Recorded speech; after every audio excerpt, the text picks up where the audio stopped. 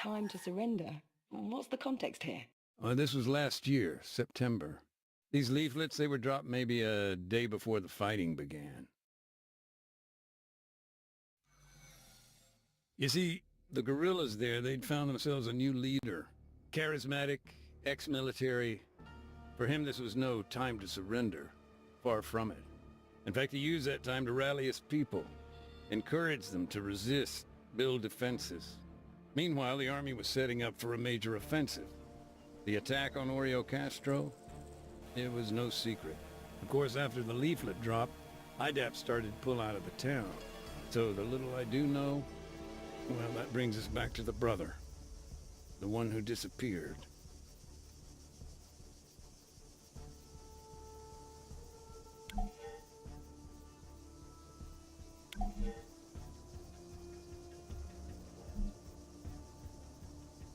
His name was Alexis. He'd volunteered to build a barricade. Town was his home, after all.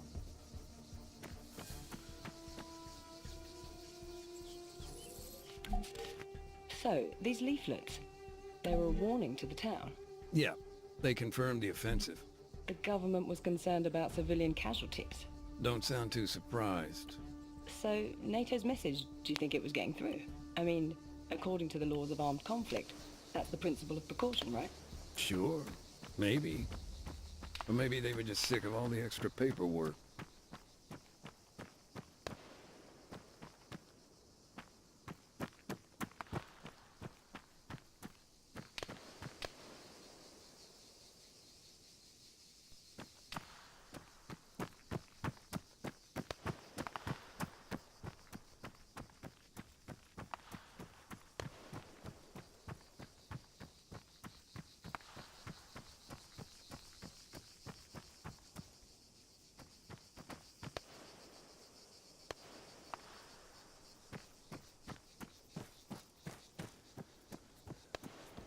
And just to clarify, Alexis's brother, the civilian killed in the landmine accident, he didn't join the guerrillas, correct? No, he didn't. I mean, it's not like he didn't care, but he hated the politics of it all. He had his workshop, looked after his neighbors, that was enough for him. He kept to himself.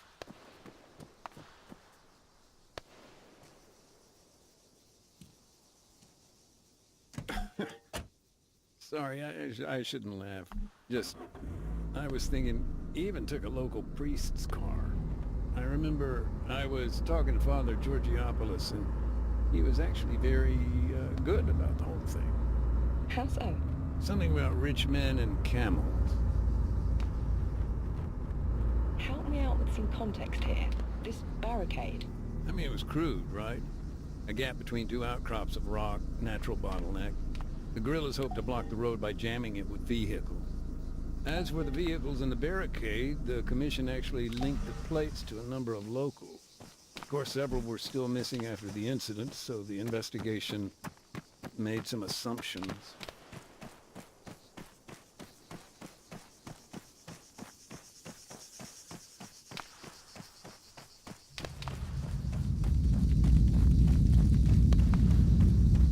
Hey, just a thought. You remember the earthquakes back then? Yes, they were quite frequent. Were IDAP at all concerned about that? Oh, yeah. Any kind of disaster relief on top of what we were dealing with, it would have just about finished us off completely. At what point did things become unsafe in the center of town? Well, I'm not sure it was ever completely safe. Even before things escalated, we were concerned about being accidentally targeted. And to be honest, it didn't matter where we went. That always remained a concern.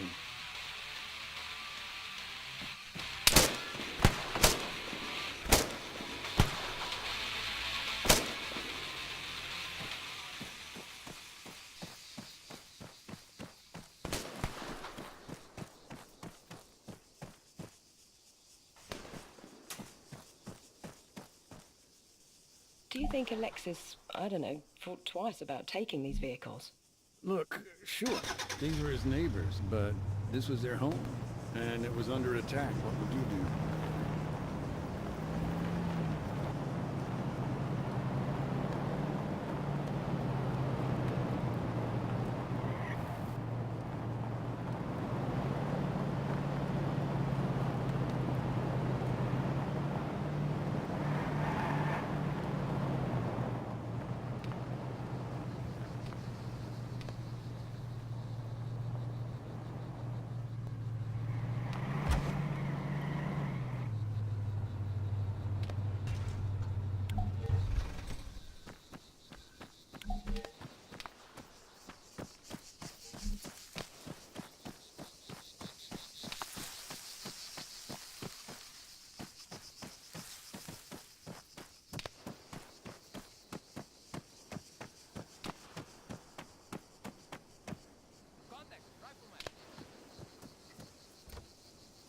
Alexis lived in a workshop.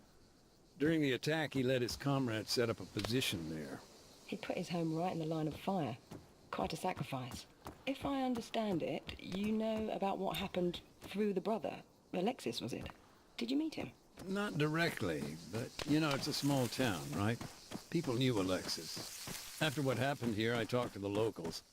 Found out what I could. The rest of what I know is pieced together from the commission report itself. Actually, that incident report, the evidence you submitted, that's partly why I asked for the interview. I want to gain a human perspective. Well, that's understandable. I mean, for a humanitarian commission, those reports tend to be, A little detached, yes.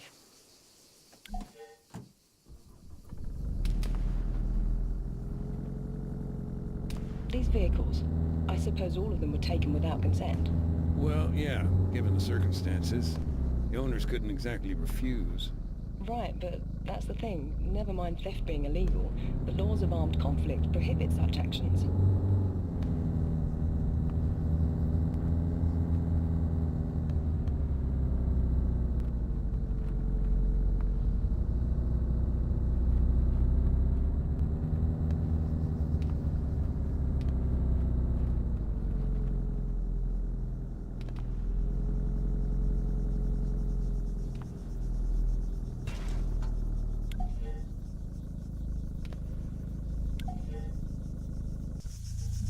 After Alexis built the barricade, what then? Did he stay inside the town? No, that's where the story gets more complicated. The barricade itself was later chained up and set on fire by someone else. I don't know quite who. Alexis, he headed west to lay mines.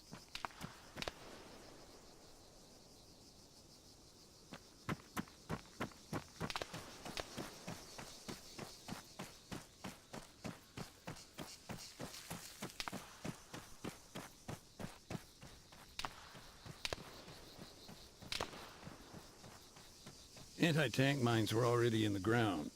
If there's no pull fuse, and so long as they've not been stacked, they aren't too hard to remove. But Alexis, although he didn't use anti-handling devices, he did create a hybrid minefield. AT mines. Mixed with APs. That's it, yeah. He put anti-personnel mines around the anti-tank ones, made clearance all that much harder.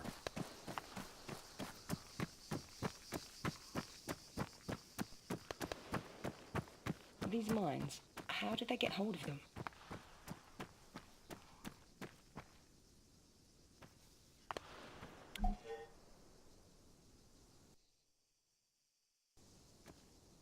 They got them when the government's outposts fell into guerrilla hands.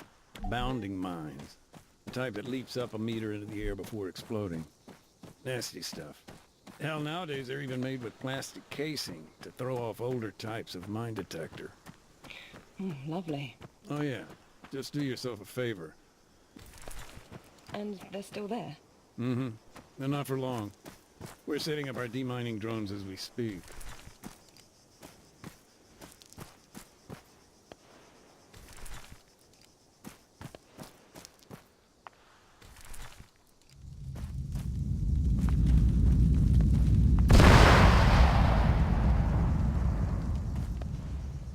Thinking about it, even if we had a record of where Alexis's mines were, it may not do much good. No? I thought minefield maps were a key part of your work. Most folks don't realize, but landmines, they don't stay put. Heavy rain, landslides, keeping a map current ain't so simple. And with all the earthquakes in this region, there's little chance they'd all be in the same place. I don't know, maybe just gallows humor, but we've got an expression for that. Landmines have legs. Alexis proved to be quite the combat engineer. He placed the mines exactly as he'd been shown. So, moving on, where did Alexis go next? He took a quad bike up to the castle behind the town.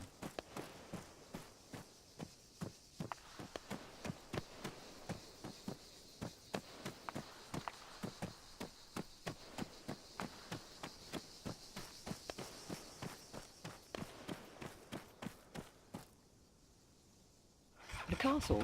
Why? He was needed at the Guerrilla's base camp. Okay. His group were running things from up at the castle. Mm-hmm. And I see what you're getting at. Yeah, Geneva Convention's cultural objects, I think. The barricade. There wasn't any way around it then. From the road? No, well, not unless you cut through the compound.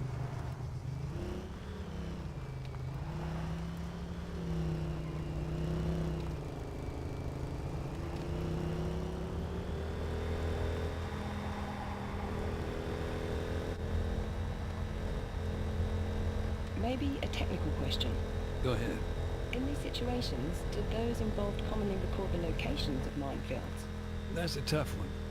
Take this situation, for example. I'm convinced Alexis would have made a record. It's his home, after all. But do we have access to that information? No. And that's the problem. Things, information, people, landmines, they get lost in the fog of war. But that's the thing about landmines. Lost or not, they stick around. They wait to be found.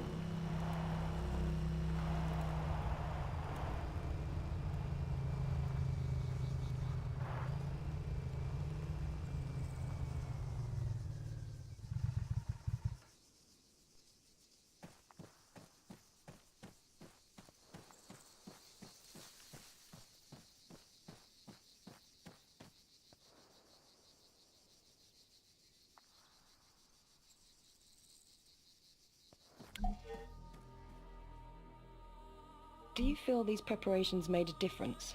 In the short term, I do, yeah. The barricade held. The government's tanks were knocked out on the road. And in the long term? I'd go on, but as you may have heard, it's getting kind of loud here. By the sounds of it, you've got your hands full. This'll only take a minute. Be right back.